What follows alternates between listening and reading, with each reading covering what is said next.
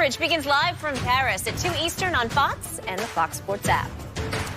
Back to the NBA and one of the biggest questions in free agency. Will Kevin Durant be back in the Bay? Golden State is the only team that can offer him a 5-year, $221 million deal. However, the Knicks and Nets certainly pushing hard to be the front runners to sign KD. The Athletic is now reporting the Warriors are more optimistic about keeping Durant, though. Shannon, is this false hope? Should they be optimistic? They should, because Skip, I believe they have the better pitch. They're like, we got Clay, we got Steph, we have Draymond. You're close to Silicon Valley, who you have a lot of great things going on here.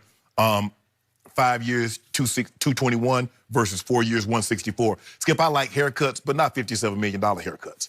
You have to, it's for one more year, but it's still a big haircut. Yeah, exactly. Yeah. And the thing is, Skip, let's just say for the sake of argument, he goes to the Knicks. Unless Kyrie is there, because I mean, I'm trying to look, and I didn't look this up. I should have looked this up. Who's going to be the available free agents next year? Yeah. But he's basically starting from the lowest point. Stay in Golden State. You know what you have. You have a 2-time MVP. You have a 3-point champ. You have a guy that's won a Defensive Player of the Year who can do a lot of good things. Great. Go to the Nets. They have some great pieces. Dinwiddie, Karis LeVert. They got the young center Allen. They got pieces. Joe Harris, who won the 3-point competition. They got some nice pieces already in place. Good coach, good management. Good. Yeah. But nothing like Golden State. You know what Steve Kerr does. Sure. You know the ownership, and they'll spend any amount of money to make sure you have the best product.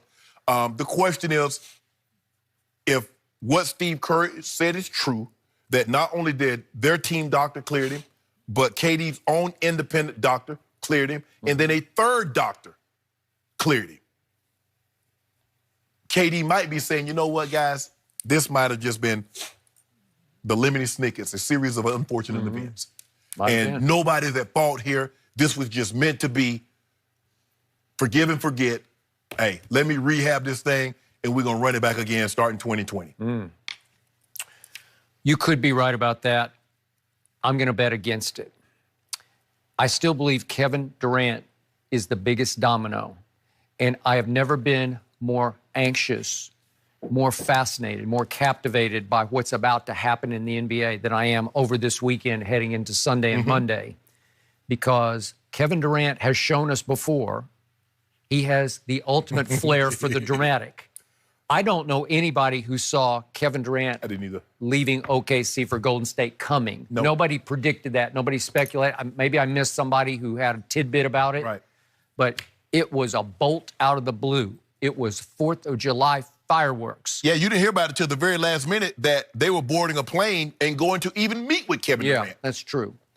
And the prospect of him joining forces with the team that had overcome a 3-1 lead against his Thunder, leaving Oklahoma City, where he loved Oklahoma City, and we all thought, except I don't include me in there, but most people thought he loved playing with Russell. And I believe he loved Russell off the floor. He just didn't love him on the floor. Didn't believe he could win a championship with that style of play. With that style of play, and that guy is the primary ball handler and decision maker on every offensive possession.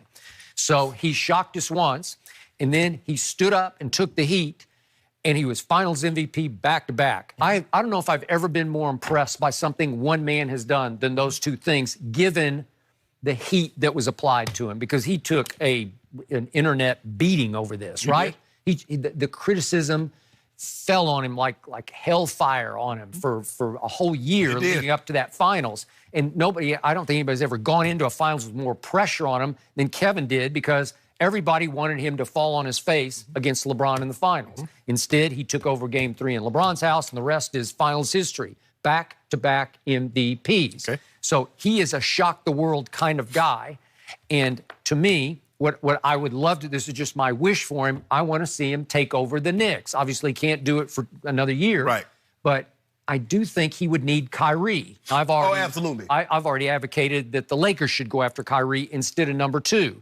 But I don't know, this is all contingent on, then KD would need to be choosing the Knicks with Kyrie. And then Kyrie would have to accept taking the beating for a year while KD rehabbed. And it will be hard on Kyrie if he's in Madison Square Garden basically by himself. Yes. That'll be a long, hard year. Especially with And he doesn't have the pieces that he had in Boston. He does not. And it didn't go very well, and he got tired of answering questions like, what's going on, what's going on? Well, we would know what's going on. I mean, Kyrie's by himself with some young guys. So is Kyrie willing to put his career on hold for a year? Because that's basically what you'd have to do. You'd have to consider this a non-year. Skip, he doesn't strike me as a guy like that because he demanded a trade out of Cleveland. He wasn't willing to sacrifice because he was about to, he could have like, okay, I'm going to wait one more year. But it's like, no, I want out now.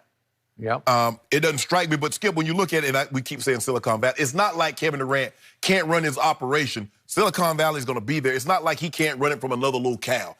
He can live in New York or Brooklyn or wherever. I mean, if you want the Clippers, Clippers feel like they got a chance at Kevin Durant. You can run a business, especially now with the technology the way it is, from anywhere in the world. You don't have to necessarily live in the same city that your business is set up. But I just think looking at Golden State and what they have to offer, the extra $57 million for 1 year, the Steve Kerr, the Steph, the Clay, the Draymond, to understand he's been there for 3 years. He knows everything there is to know about how this organization works, its inner workings. So for me, I think that would be the best case scenario for him.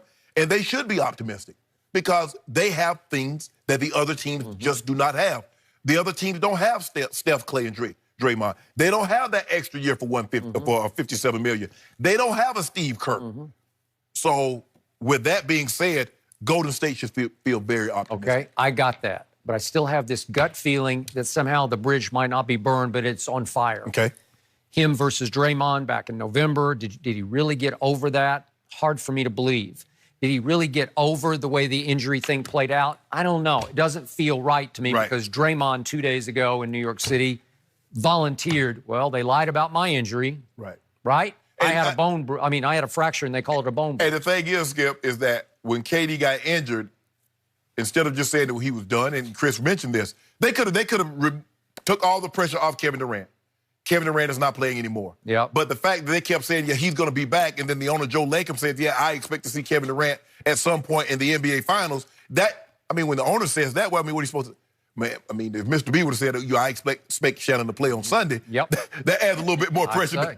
And Shannon's going to have to heal up a little faster than he normally would heal. And so I just think the pressure that added. But KD, Skip, 3 doctors said, KD, you can't injure yourself. According to Steve Kerr. Yes. Okay. And that's the only thing that we are not totally privy to. Nope. Kevin Durant knows, and the doctors that work behind the scenes. They know. Now, if that's not true, Kevin Durant's bouncing. Okay. If that's not true, Kevin Durant is bouncing. Okay.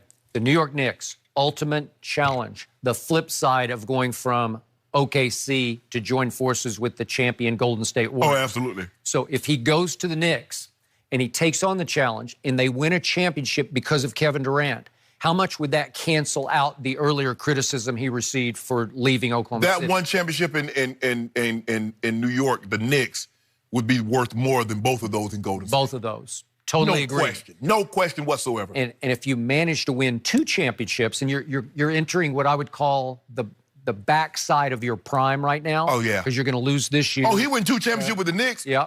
It's going to be kind of hard to keep him out of a top 5 discussion. Top 5 discussion. Would the great Clyde Frazier, would he take back his criticism? Remember, he said there's going to be an asterisk beside Kevin Durant's name, right? Because he left for Golden State. Remember, would he take that back? Yeah, would he remove the asterisk? Yes, he would. And the thing is, Skip, now that just bumps Walt Frazier down a notch because Kevin Durant will be the best player to ever play in a Knicks uniform. I would say, and they have not won a championship since 1973. So, to me, that's the right move to make. Right. But with Kevin, he is he loves to go completely against every grain. So I keep trying to rack my brain for the one crazy move out there. And I told you the other day, the only move I could see off the top of my head is he would go to Dallas. And you'd say, there's no way he's going to Dallas. Well, that's Kevin. What if he did? Would you be sure you'd be shocked? Then you'd say, well, that's Kevin What if Durant. he went to the Clippers? Okay, it's possible. Yes. Certainly possible. Would he go there with Kawhi? Maybe. Would he? Sure, he might. I mean, it's hard to picture that pairing of KD and Kawhi. But like you said, KD is one of these guys that do things that he did that. Yep, he did that. Yep. Wow. And there's also all kind with Rich Kleiman, his sort of manager, assisting and overseeing this, manipulating this. There are all kinds of sign and trades they could get Golden State to do that would get him God knows where. I don't know. It'd be the world is his oyster. Right. But obviously, you won't have him for a year. 2 years. Yes. Yep. So somebody's going to make a move that you're like, I didn't see that coming. I would agree. Somebody's going to make one of those moves. You're like, huh? Skip, I'm not talking about, one of these guys going to the Dallas Mavericks. I'm talking about one of these big guys. Yeah. I'm talking about one of the big four, Kyrie, Kawhi, KD, Jimmy Butler. One of these guys is going to do something that you least expect that you don't see coming. Yep. And for once, there are these big dominoes. What if KD signed with the Lakers? 4 or 5 of them, What if he signed with the Lakers? Okay, it's possible. I don't rule it out. I do not rule it out. Ooh. Yep. Now, I don't even want to imagine that. Well, you'd have something. We're gonna have something regardless. I mean, next year you'd miss the playoffs, but then Hey, look, it might not be for Sunday, but it's gonna be granny cooking. So it's something coming out the kitchen. yeah, okay. So we might not get KD, but we got something cooking. We got something on the stove right now.